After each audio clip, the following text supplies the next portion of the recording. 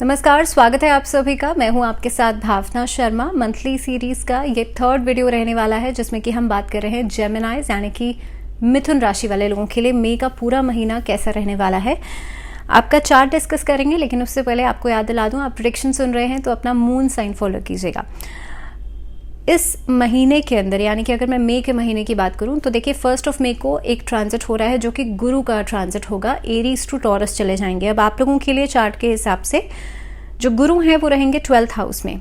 दूसरा जो कंजंक्ट हो रहा है इस बार वो रहेगा सूर्य और शुक्र का, जो रहेगा 11th हाउस में। बुध, राहु और मंगल आपके 10वें भाव में रहेंगे। शनि जो है आपके लिए 9वें भाव में यानी कि भाग्य स्थान में रहेंगे। वहीं पर केतु जो है वो 4th हाउस में रहेंगे।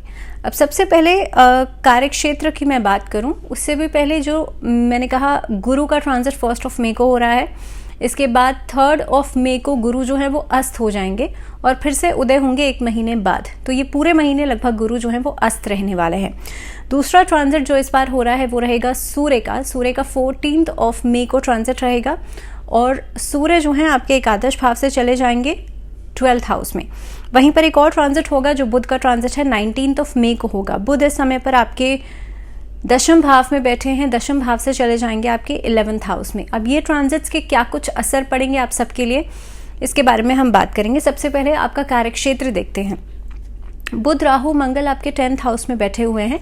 सबसे इंपॉर्टेंट बात यह है कि इस महीने की शुरुआत में लगभग फर्स्ट हाफ तक आप देखेंगे वर्क प्लेस पर कुछ डिस्टर्बेंसेस हो सकती हैं। वर्क प्लेस पर आसपास के लोगों का सपोर्ट सिस्टम थोड़ा सा वीक हो सकता है।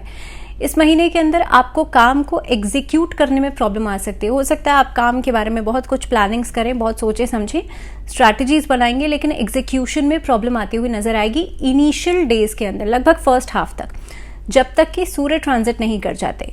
क्योंकि सूर्य और शुक्र एकादश भाव में बैठे हैं तो Surya means confidence, Surya means will power. एकादश भाव में बैठ करके आपको विल पावर भी देंगे, किसी भी डिसीजन को आगे बढ़ाने में या एक डिसीजन मेकिंग के लिए कॉन्फिडेंस आपको देते हुए नजर आएंगे। इस महीने की शुरुआत में ही क्योंकि देवगुरु बृहस्पति आपके द्वादश भाव में चले गए हैं तो कामकाज को लेकर के थोड़ी सी एंग्जाइटी, स्ट्रेस बढ़ सकता है। अगर मैं बिजनेस प्रॉस्पेक्ट्स के लिहाज से देखूं, व्यापारियों के लिए बात करूं तो व्यापारिक दृष्टिकोण से एक महीना आप लोगों के लिए अच्छा रहेगा क्योंकि नए कुछ चैलेंजेस आपके सामने आएंगे, लेकिन उसके साथ साथ ही नई अपॉर्चुनिटीज भी मिलती हुई नजर आएंगी। इस महीने के अंदर क्योंकि सूर्य शुक्र दोनों ही आपके लिए लाभ स्थान में बैठे हैं, एलिवेशन हाउस में बैठे हैं, तो काफी हद तक ग्लैमर लाइन से फायदा हो सकता है। ऐसी इंडस्ट्रीज जो कि शुक्र से संबंधित हैं वहां पर फायदा होता हुआ नजर आएगा। वहां पर आपको एलिवेशन मिलता हुआ नजर आएगा, चाहे बिजनेस प्रॉस्पेक्ट्स की बात करें या फिर आपके नौकरी पेशा जो लोग हैं उन लोगों की बात करें। यहाँ पर चेंज ऑफ जॉब अगर आप करने के बारे में सोच रहे हैं तो जब लगभग हाफ ऑफ द मंथ निकल जाए उसके बाद कर सकते हैं, यानी कि 15 मई के बाद किसी भी तरीके का बदलाव करना बेहतर रहेगा। बात करते हैं आर्थिक स्थिति की, और आर्थिक स्थिति के लिहाज से अगर देखा जाए तो देखिए फर्स्ट हाफ में थोड़ी सी स्ट्रैटेजीज बनानी पड़ सकती हैं आपको इनकम सोर्सेज को बढ़ाने के लिए, लेकिन यहाँ पर सूर्य और शुक्र कहीं ना कहीं पे एलिवेशन हाउस में बैठे हैं, लाभ स्थान में बैठे हैं।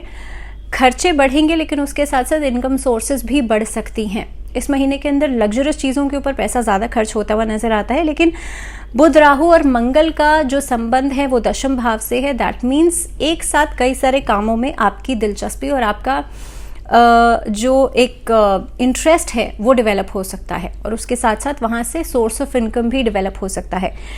10th हाउस और बुध, राहु और मंगल का सीधा जो प्रभाव है वो आपके 4th हाउस पर भी पड़ेगा, जो कि सुख का भाव भी है।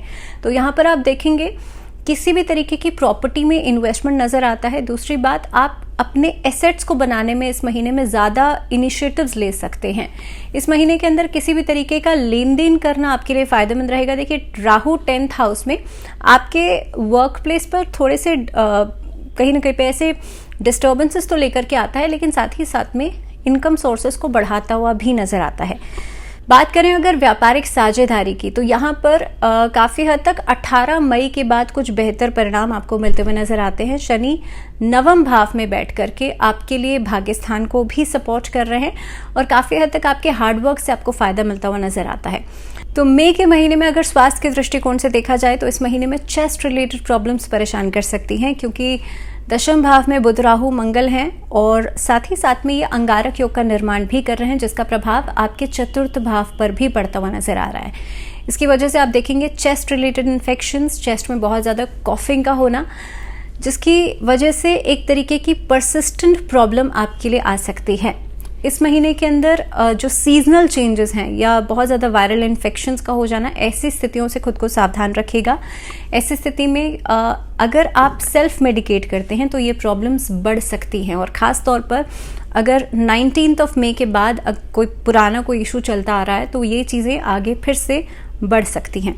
इस महीने के अंदर जितना ज़्यादा आप भगवान शिव की उपासना करेंगे उतना ही आपके लिए अच्छा रहेगा। साथ ही में महामृत्युंजय मंत्र का जाप करना भी आपके लिए अच्छा रहेगा।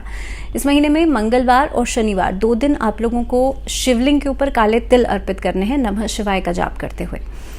बात करते हैं रिलेशनशिप्स की, रिश्तों के लिहाज से ये महीना कैसा रहेगा। तो देखिए, गुरु जो है वो शुक्र की राशि में ट्रांजिट कर जाएंगे 1 मई को। सबसे पहली बात तो ये है कि ये महीना दाम्पत्य जीवन के लिहाज से बेहतर रहेगा, लेकिन जिन लोगों के कोर्ट कचहरी के मामले चल रहे हैं, आपस में कोई डिस्प्यूट चल रहा है, उन लोगों को बहुत ज़्यादा सावधान रहना है किसी भी तरीके के वर्बल कम्युनिकेशन से। खास तौर पे ऐसी कोई बातचीत जिससे कि आपकी प्रॉब्लम्स बढ़ती हुई नजर आए, ऐसी बातों को, ऐसे वाद विवाद को आप लोगों को अवॉइड करना चाहिए। खास तौर पर 15 मई से लेकर के 30 मई तक का ये समय जो है आप लोगों को ज़्यादा सावधानी बरतने की ज़रूरत है। इस महीने के अंदर जब गुरु जो है शुक्र की राशि में आएंगे, यानी कि वृषभ राशि में आएंगे, तो आप देखेंगे आपके रिलेशनशिप्स रोमांटिसाइज तो होंगे, लेकिन काफ़ी हद तक छोटी छोटी बातों के ऊपर डिसएग्रीमेंट्स भी बनते हुए नजर आएंगे। इस महीने में जितना हो सकता है भगवान विष्णु की उपासना जरूर करें।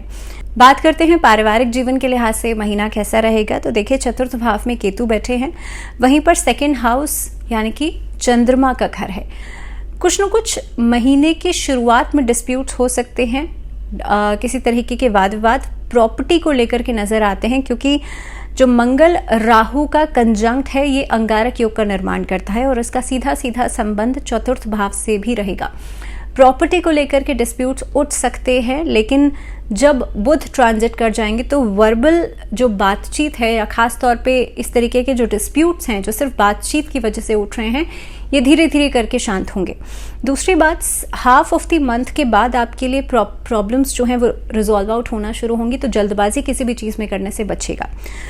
बात करी जाए स्टूडेंट्स के लिए, तो ये महीना स्टूडेंट्स के लिए काफ़ी हद तक बेहतर रहने वाला है, क्योंकि पंचम भाव के जो लॉर्ड हैं वो बैठे हैं एलिवेशन के हाउस में, यानी कि लाभ के स्थान में। 11th हाउस में सूर्य के साथ बैठे रहेंगे, तो इसीलिए आप देखेंगे महीने की शुरुआत से ही बच्चों के अंदर, स्टूडेंट्स के अंदर एक तरीके का कॉन्फिडेंस, एक तरीके की विल पावर बेहतर नजर आएगी। वहीं पर डिसीजन मेकिंग्स आपके बहुत अच्छे रहेंगे।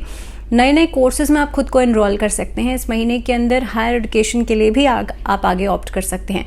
तो स्टूडेंट्स के लिहाज से महीना काफ़ी हद तक बहुत ही बेहतरीन रहने वाला है। क्या कुछ रेमेडीज आप लोग कर सकते हैं इस पूरे महीने के अंदर? श्री गणेश चालीसा का पाठ जरूर कीजिएगा। साथ ही में भगवान श्री कृष्ण की उपासना करना भी आपकी सभी परेशानियों को खत्म करेगा। तो इस वीडियो में फिलहाल इतना ही। मुझे दीजिए इजाजत, लेकिन जुड़े रहिए आप लोग चैनल के साथ। नमस्कार।